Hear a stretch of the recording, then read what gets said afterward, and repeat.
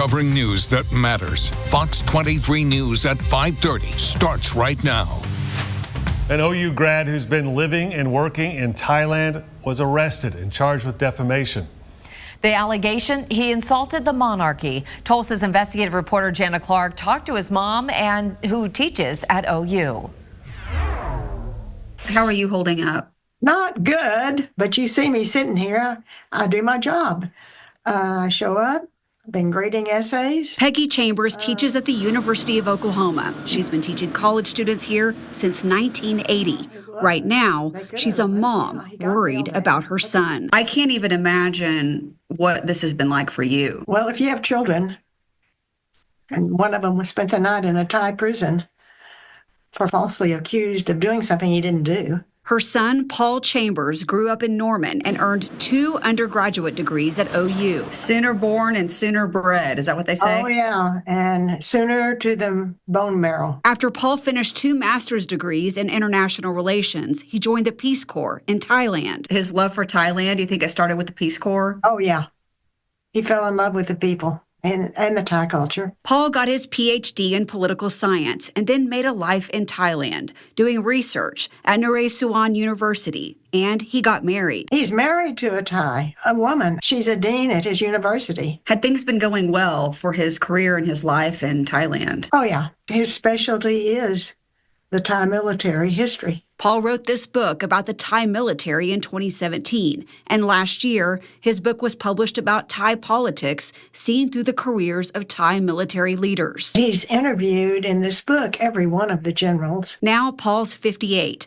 Peggy says he knows the Thai culture and the law, but on April 3rd, Paul found out the Thai authorities put out a warrant for his arrest for breaking the law. This is when Paul turned himself in. He was booked into a Thai prison. He didn't know for what reason. He didn't know why?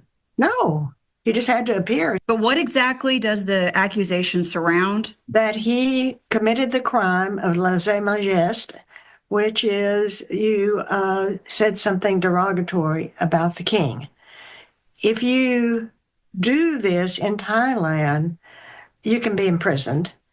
And this is the first American this has ever been lodged against. Paul is charged under Thai's Computer Crime Act.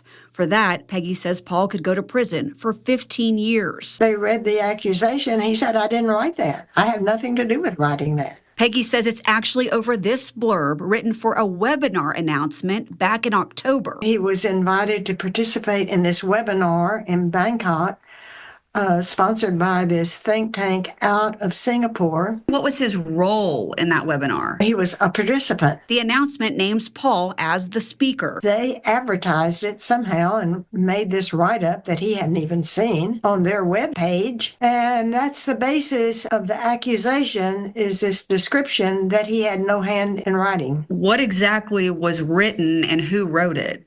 It was this think tank in Singapore. The announcement includes a couple of paragraphs that say the webinar's about Thailand's 2024 military and police reshuffles. The think tank, you don't even know who wrote it. No, it's somebody in Singapore. So he's in trouble for something that somebody in Singapore wrote? Yes. Think about that. That doesn't make any sense. Peggy says Paul was denied bail twice and then granted bond the third time.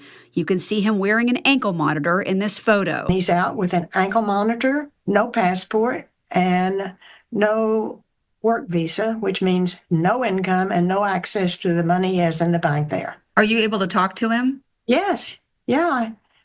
How is he doing? He's amazingly hopeful that he'll be deported. That'll be the end of his career in Thailand, where he's been. Would his wife be able to come with him? I don't know the answer to that. She wants him out of the country. She doesn't want him in prison anymore. She supports his deportation. She supports it. What do you feel is going to happen here? I hope they're going to deport him.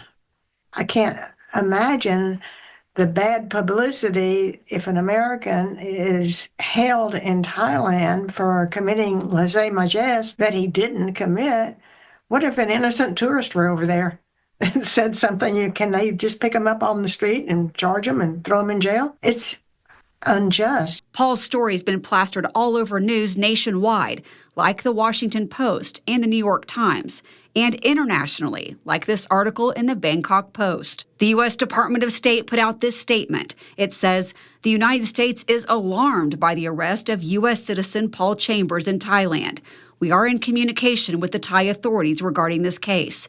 We continue to urge Thai authorities to respect freedom of expression. Peggy says her students at OU have jumped in to help. I have wonderful students that have all kicked in. They've contacted people like you. I've contacted everyone I know, and they've all written their legislators. What worries you the most? Oh, I want him out of there. I don't want him. If he goes back to a Thai prison, who knows what's going to happen. I don't understand how this helps Thailand at all. I don't know what's to be gained from it. This is a false accusation. He loves Thailand. Please send him back to the United States. Covering news that matters, Jana Clark, Fox 23 News. Paul's mom, Peggy, reached out to legislators and even President Donald Trump today for the fourth time. She's asking for the president's direct involvement to bring Paul back to the United States. She said, quote, all our extended family, colleagues, and friends want Paul safely returned. Jana will keep in touch with the family and stay on top of this story. If you want to read the information that was written about the webinar, which got Paul arrested, we'll have that linked in this story on fox23.com. Do you have a tip or issue that you think Jana Clark should investigate? Let us know. Email Fox23 Investigates at fox23.com or call 918-388-5354 or search Fox 23 Jana Clark on Facebook.